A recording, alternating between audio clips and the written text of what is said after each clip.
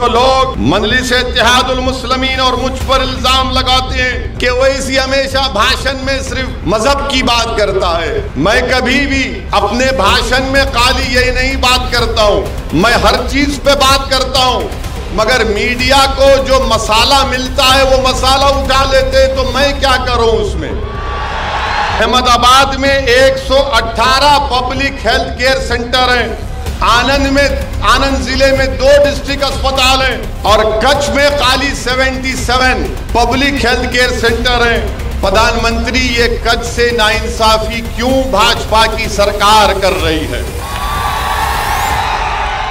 दूसरी बात कि कच्छ की जो जबान है वो मुख्तलिफ है, बड़ी मीठी है, बड़ी प्यारी है। उसकी हिफाजत करने के लिए देश के प्रधानमंत्री को ये चाहिए था कि इसको संविधान के 8 शेड्यूल में शामिल किया जाता, ताकि आने वाली नस्ल कच्छ की जबान की मिठास को महसूस कर सके और उसको जिंदा रख सके। इसीलिए मैं आज इस बात का देश के प्रधानमंत्री से ये डिमांड कर रहा हूं कि कच्छ की जबान को भारत के संविधान के 8वें शेड्यूल में शामिल किया जाए। मुझे यह बताया गया कि ये कच्छ की सरजमीन भारत के प्रधानमंत्री को बड़ी पसंद है।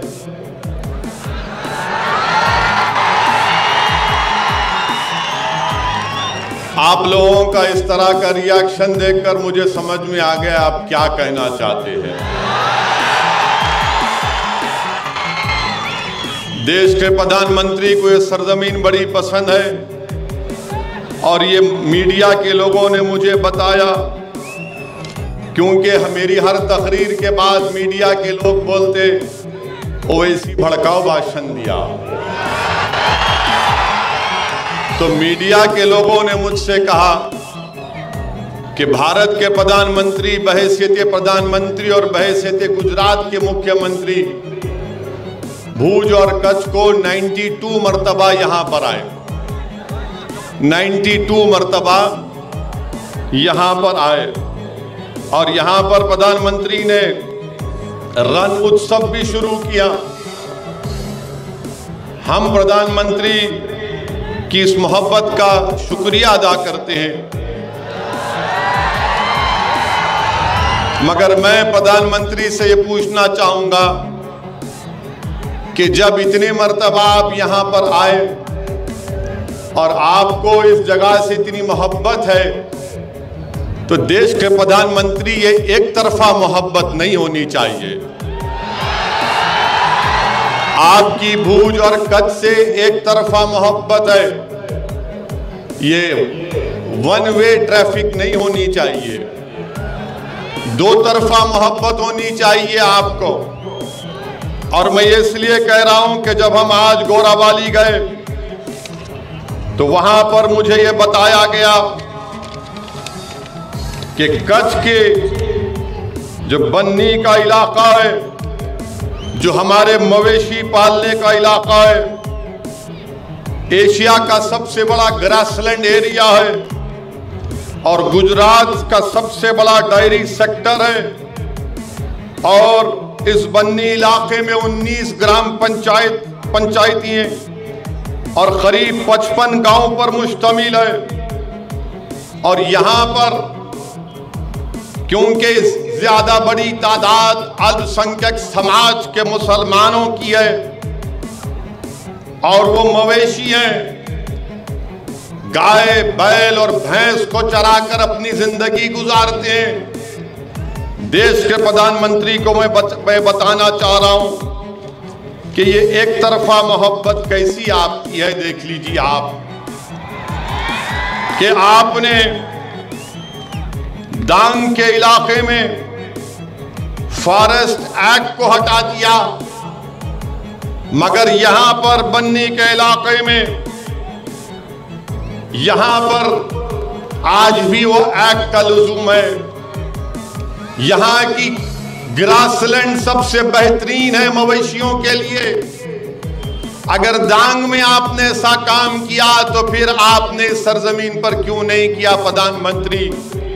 रण उत्सव तो आप मनाते हैं, मगर ये जो मवेशी जो गाय भैंस और बैल को चराकर अपनी जिंदगी गुजारते हैं, जब आपने डांग में ये किया तो यहां पर क्यों नहीं किया आपने? अब मीडिया के लोगों से मैं पूछना चाहता हूं, जो मुझे बार बार देश के प्रधानमंत्री और बीजेपी के इशारे पर मुझ पर इल्जाम लगाते रहते हैं, ओवैसी ऐसा बोला, मैं जो कुछ कह रहा हूं क्या मैं सच नहीं कह रहा हूं कि यहां पर इस इलाके में उनको उनके हुकूक नहीं दिए गए, उनको ये राइट नहीं दिया गया कि वो जमीन पर अपने जानवरों को चरवा कर अपनी जिंदगी गुजार सके।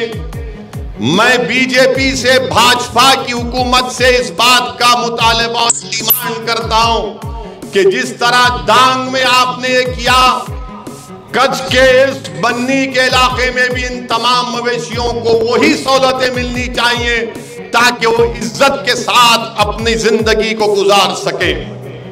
मेरे अजीज दोस्तों और बुजुर्गों, 2014 से, बल्कि 2014 से डीएम साहब से मुलाकात हुई, कोई डेवलपमेंट नहीं हुआ, कोई हुकूमत की तरफ से स्कीम नहीं बनाई गई। मैं भाजपा की सरकार से ये मुतालबा और डिमांड करता हूं कि वो इन मवेशियों के लिए वो तमाम सहूलतें दें जो डांग के इलाके में वहां के मवेशियों को मिलती है। तो लोग मजलिस इत्तेहादुल मुस्लिमीन और मुझ पर इल्जाम लगाते हैं कि ओवैसी हमेशा भाषण में सिर्फ मजहब की बात करता है। मैं कभी भी अपने भाषण में खाली यही नहीं बात करता हूं, मैं हर चीज पे बात करता हूं, मगर मीडिया को जो मसाला मिलता है वो मसाला उठा लेते, तो मैं क्या करूं उसमें?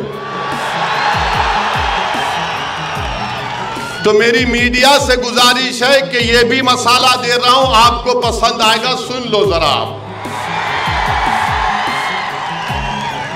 वो क्या है कि कच्छ जिले की आबादी 20 लाख की है।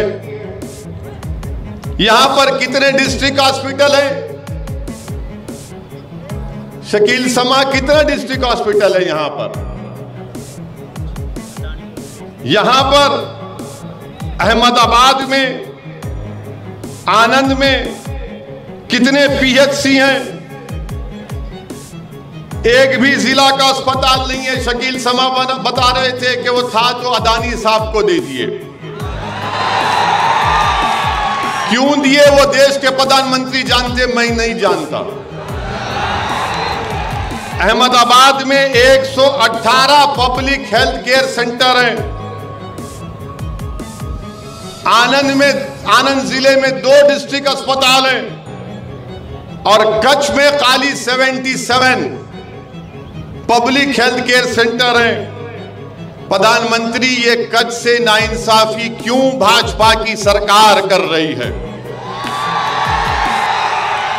दूसरी बात कि कच्छ की जो जबान है वो मुख्तलिफ है, बड़ी मीठी है, बड़ी प्यारी है।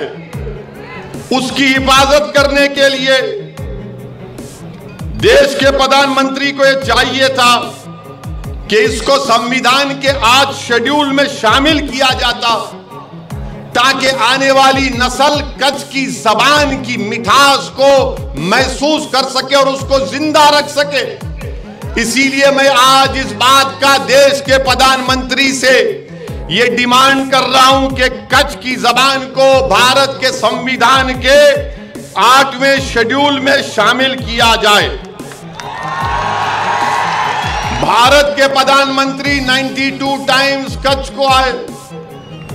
कल्पासर पानी का प्रोजेक्ट 20 साल से चल रहा, मुकम्मल नहीं हो रहा। हम देश के प्रधानमंत्री से ये डिमांड करते हैं कि कच्छ में जो पीने के पानी की और पानी की किल्लत है उसको दूर किया जाए। बल्कि मैं तो आगे बढ़कर कहता हूं कि भारत के संविधान में आर्टिकल 371(2) भारत के संविधान में आर्टिकल 371(2) में एक रीजनल डेवलपमेंट बोर्ड बनने की गुंजाइश है, जो भाजपा भी कहती थी, जो 25 साल से उसको भूल चुकी है।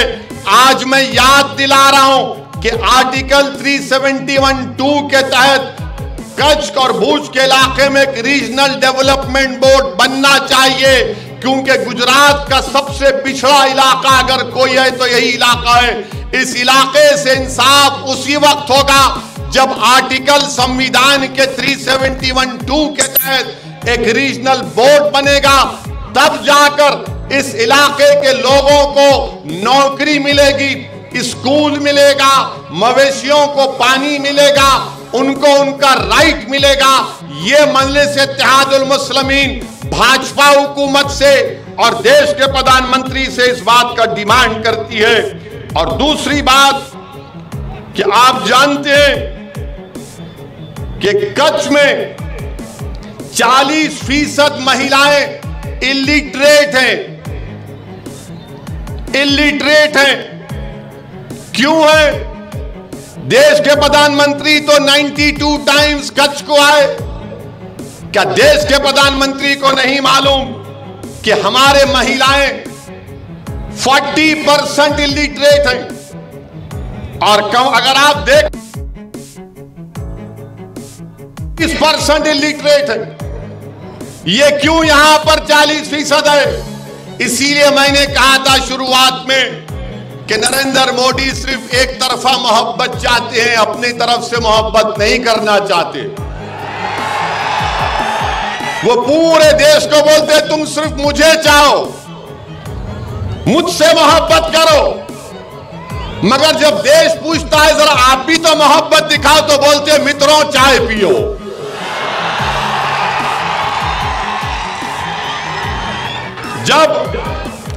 अच्छा अब आप ये बताइए कच्छ में कितने बच्चे ड्रॉप आउट रेट है?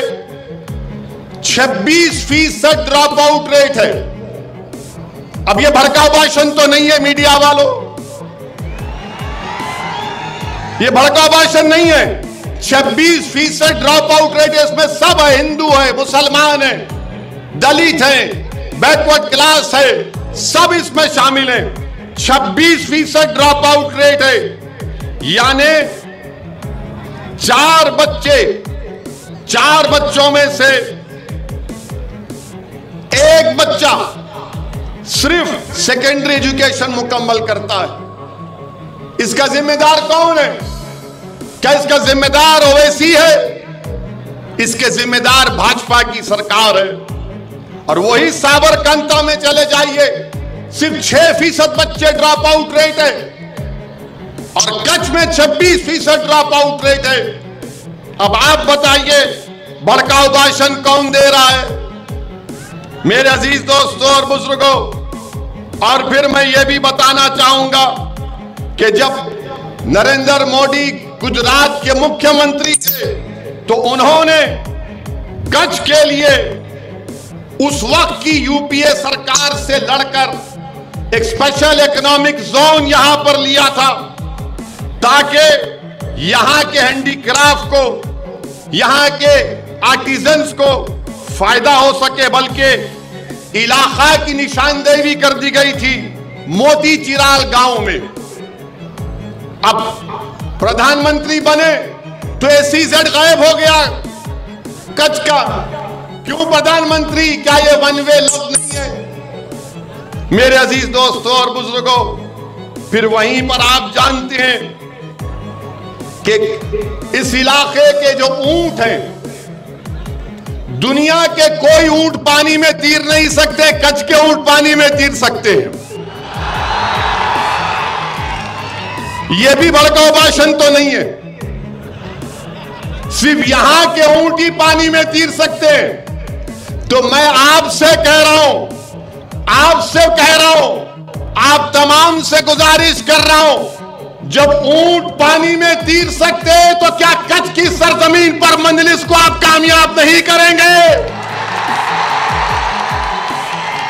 जब ऊंट पानी में तैर सकता है तो आप भी तूफानों का रुख मोड़ सकते हैं। मेरी बात का यकीन करो आप। क्या आप तूफानों का रुख मोड़ेंगे? ऊंट तो पानी में तीर रहा है, तो क्या आप आगे नहीं बढ़ेंगे मजलिस का परचम लेकर? आप आगे बढ़ेंगे? आप आगे बढ़ेंगे? क्या मजलिस को कामयाब करेंगे? क्या 6 विधानसभा पर मजलिस के उम्मीदवारों को वोट देंगे? अब वो ऊंट भी सुनकर खुश हो रहा होगा कि चलो मेरा तीर ना नजर आ गया इसको। कच्छ में बेहतरीन कालीन बनाया जाता, कारपेट। क्या गांधीनगर में बैठा हुआ कोई आदमी कालीन बना सकता? नहीं बना सकता। यहीं के लोग कालीन बनाते हैं। मैं आप तमाम को सलाम करता हूं। आप में अल्लाह ने खुदादाद सलाहियत आपको दी है। अगर आप एक सियासी कुव्वत बन जाएंगे, अगर आपकी आवाज गुजरात के विधानसभा में गूंजेगी, तो फिर ये जो नाइंसाफियों का मैंने जिक्र किया, वो इंशाअल्लाह ताला वो नाइंसाफियों का खात्मा होना शुरू हो जाएगा। क्योंकि आपने बरसों कभी कांग्रेस को वोट दिया तो कभी भाजपा को वोट दिया, और जिसको कांग्रेस को कामयाब किया वो जीतने के बाद भाजपा में चले जाते हैं। गए नहीं गए भाजपा में? बताओ आप गए ना भाजपा में? कांग्रेस के लोग वोट तो आपका लिए, मगर चुनाव जीतने के बाद कहा कि मियां का तो वोट मिल गया, मगर दिल में मोदी की मोहब्बत है, इसलिए मोदी के पास जाकर चाय पियूंगा। अब हम पर जब मैं ये बात करता हूं तो मुझ पर इल्जाम लगा दिया जाता है कि ओवैसी भड़काऊ भाषण देता है।